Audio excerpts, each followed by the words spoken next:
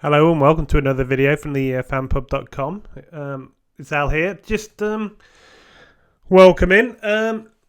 Basically, just going to break down week one's in the book now. We can have a look and basically looking at the backfields in the NFL. Let's see what the snap counts, the sort of performance that are coming out from teams. So we're going in alphabetical order. So we start with Arizona. As you'd expect, David Johnson saw 87% of the snaps, 18 attempts for 82 yards, and 6 catches for 55 yards and a touchdown. So a very good day.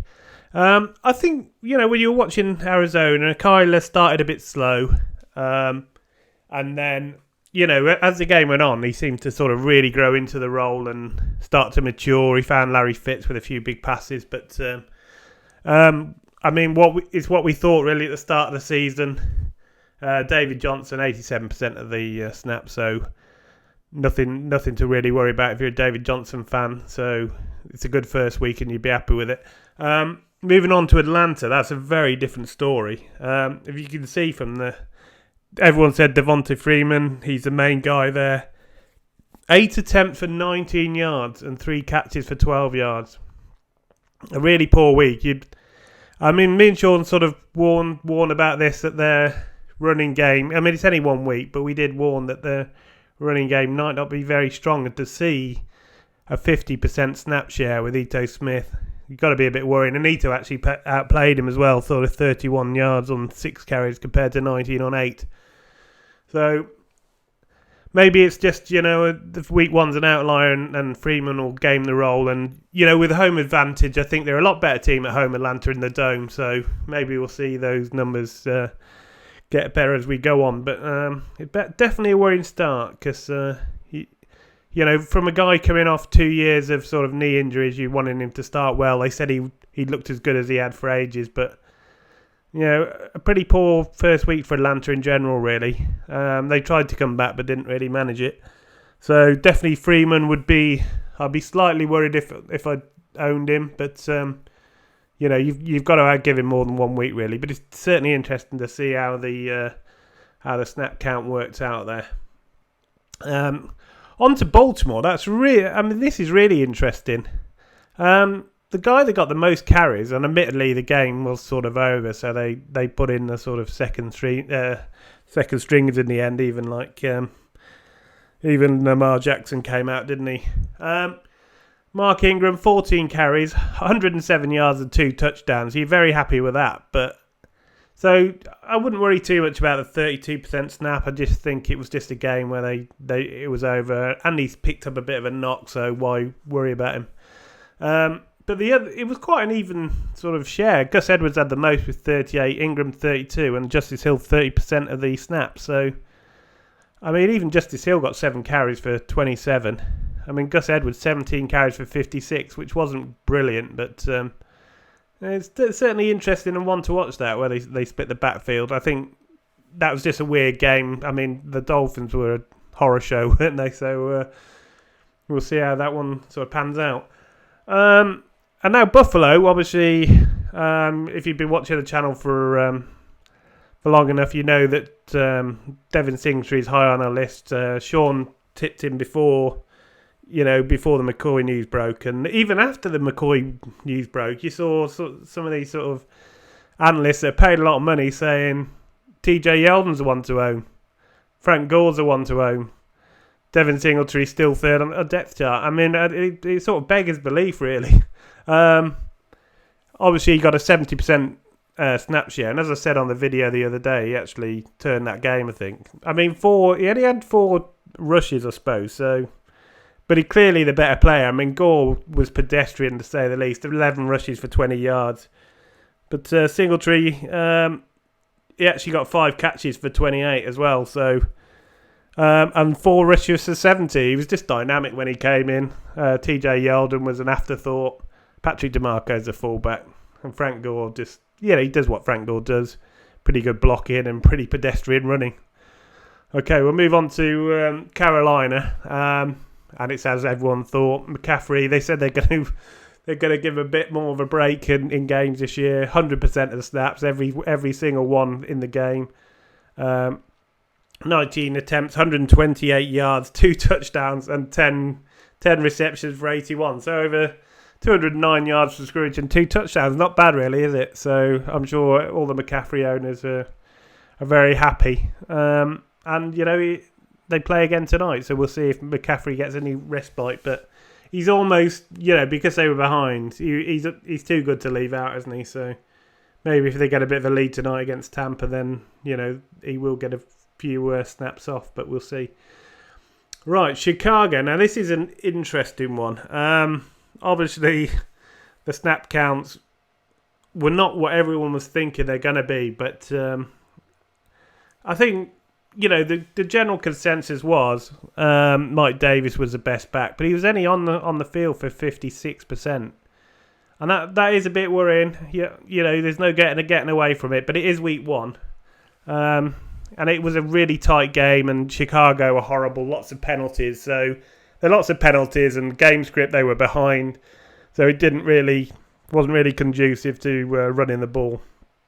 So he ran the ball 11 times, 5 from Davis, 6 from Montgomery.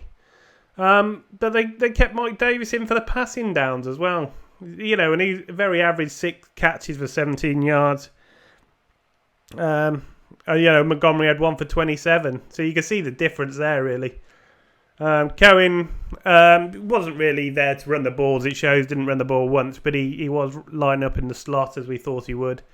8 targets for 49. Still looks like he's got that sort of slot role there in Chicago. So we'll see how Montgomery and Davis go. But you'd expect that Montgomery will get a bigger role likely every week. He's definitely the better player, and it's just a matter of time, surely. But who knows with Nagy? It's one of them. One of the surprise offenses of the week, really, Cincinnati Bengals. Fortunately, Mixon owners, he actually took a knock. He got injured. He only had 6 attempts for 10 yards and 2 catches for 7 yards. So a really sort of poor day, and an injury forced him out of the game, and where Gio took over.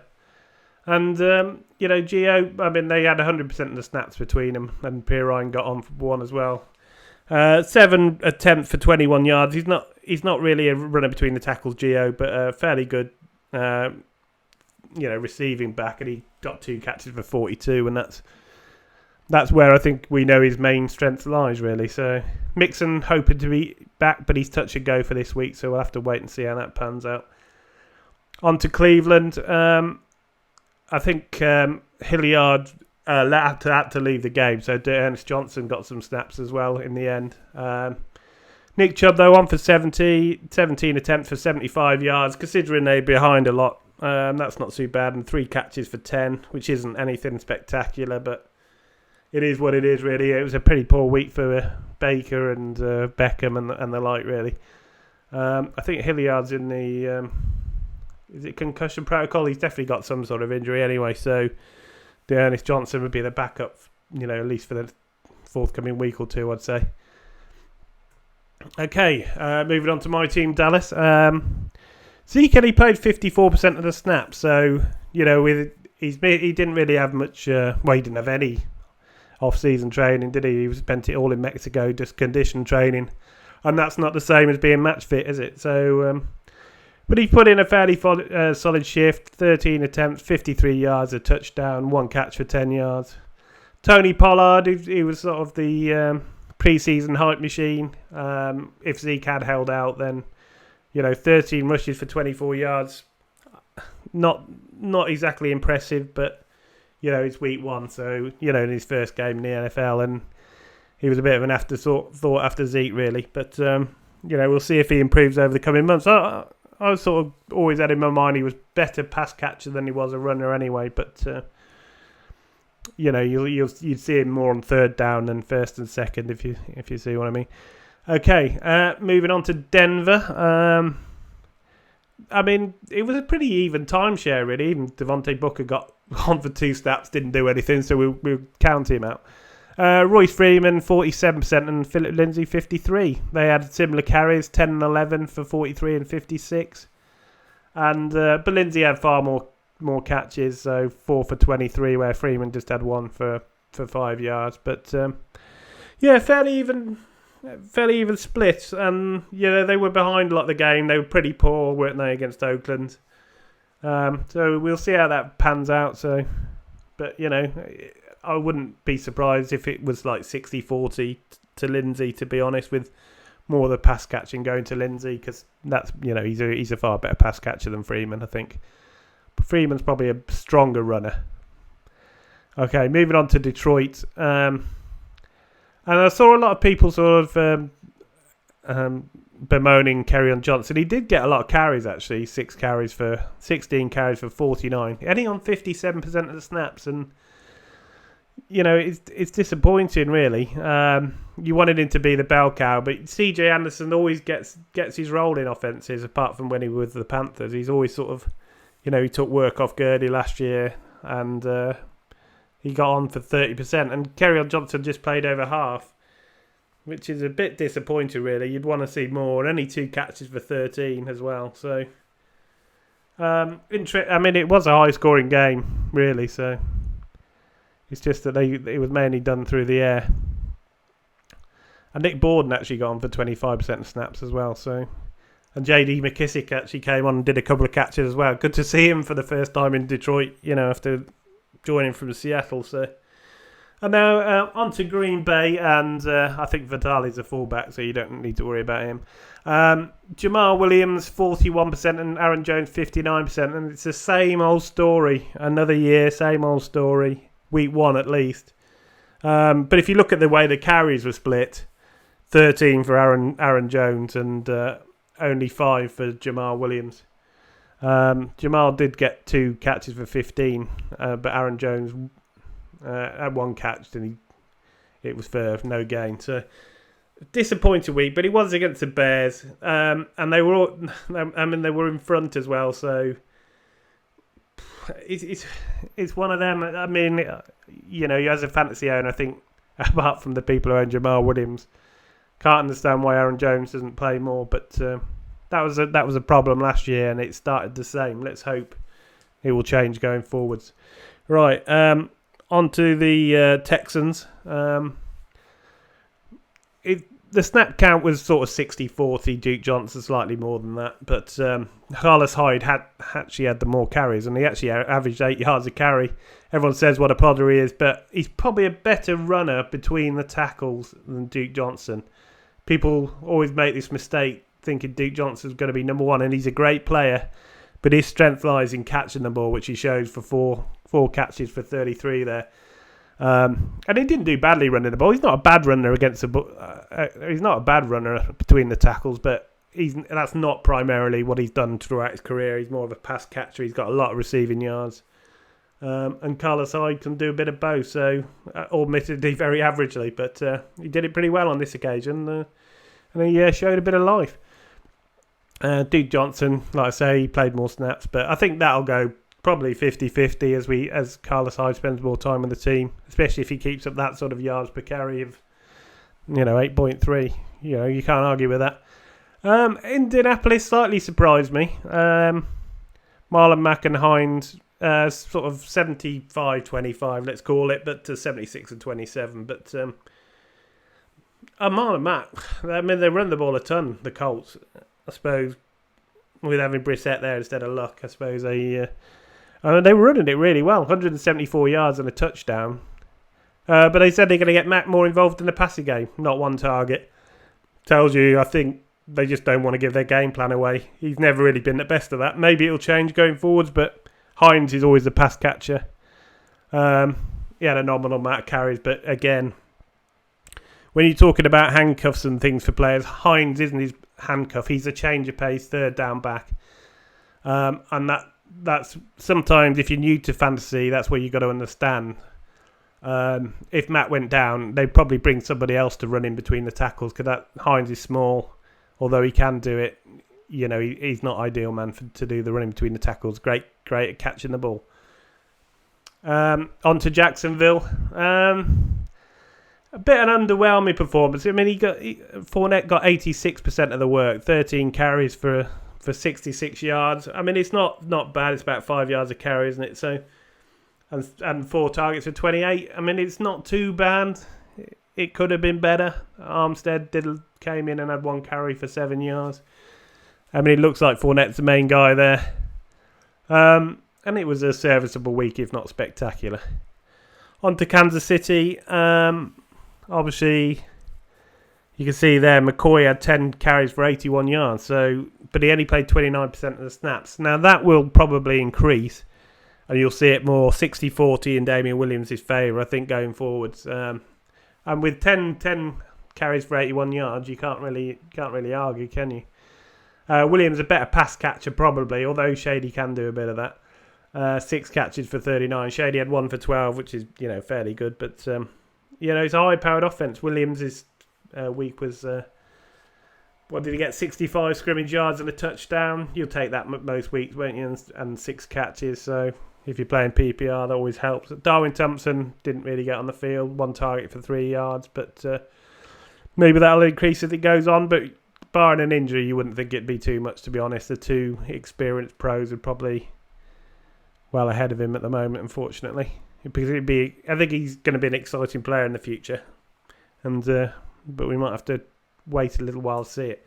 Right, moving on to the Chargers, and one of the great performances of the week actually. Again, Eckler's a pass catcher, really, but he, 12 carries for 58 and a touchdown, and then 6 catches for 96 yards and 2 touchdowns in the air as well. So, great all-round performance. Justin Jackson supported. He's more of the runner between the tackles normally, but Eckler was a hot hand. Jackson had 6 carries for 57 and only 1 target, so Derek Watts, the fullback. Great week from Eckler. I suppose as Gordon holds out, he's probably a good player in DraftKings and things, but you'd expect to see his price rising. Okay, on to the Rams. Gurley sort of... I remember Malcolm Brown seemed to have a lot of the early work. He got the 2 sort of goal line carries, which is frustrating for a Gurley fan.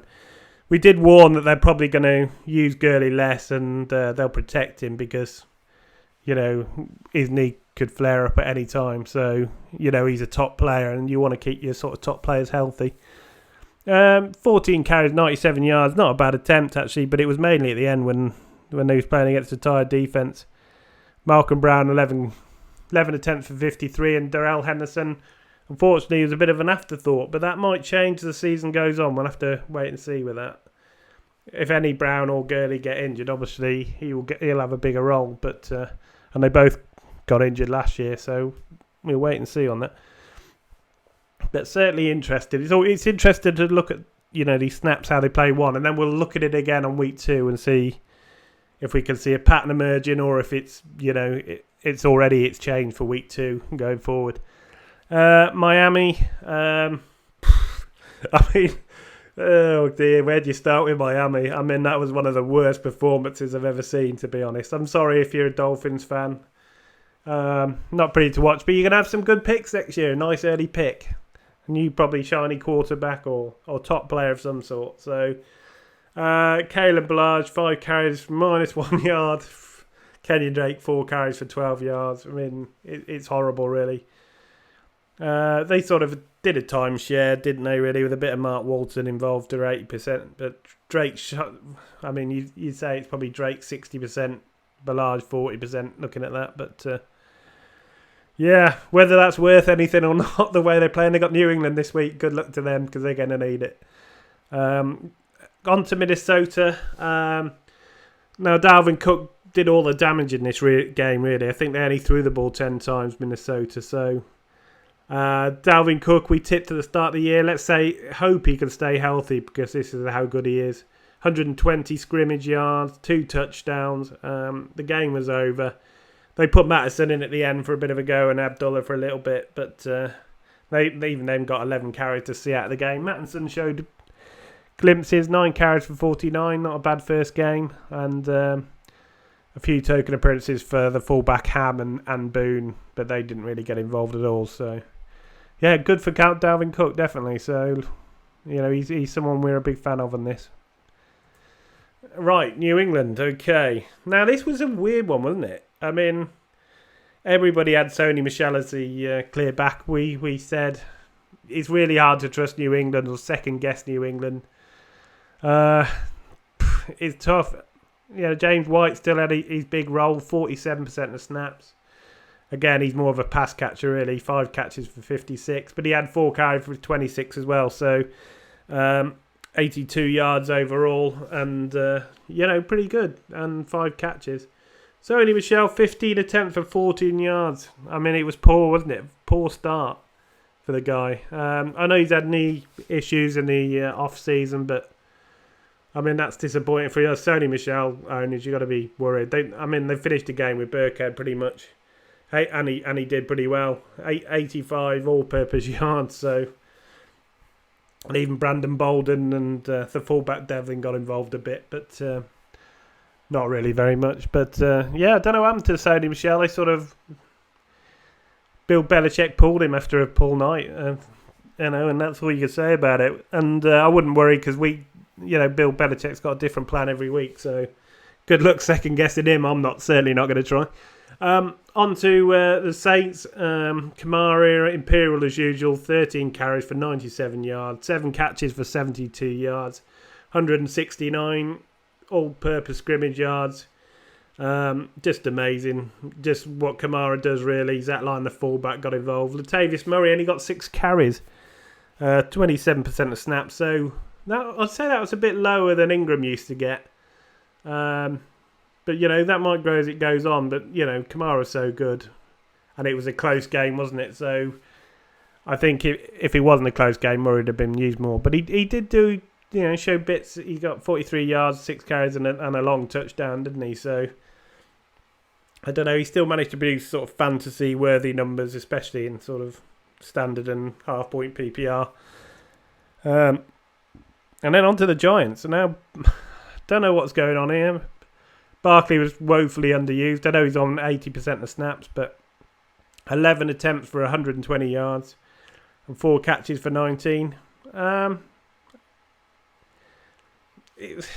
They did woefully underuse him. And they did get outplayed by Dallas, so maybe at the end they didn't really want to risk him when the game was sort of up. But Goldman came in and got a touchdown at the end there. And Penny had a couple of carries for 3 yards, but nothing really to write home about. You'd think it's got to be Barkley going forward. I can't see, and just Gorman sort of helping out.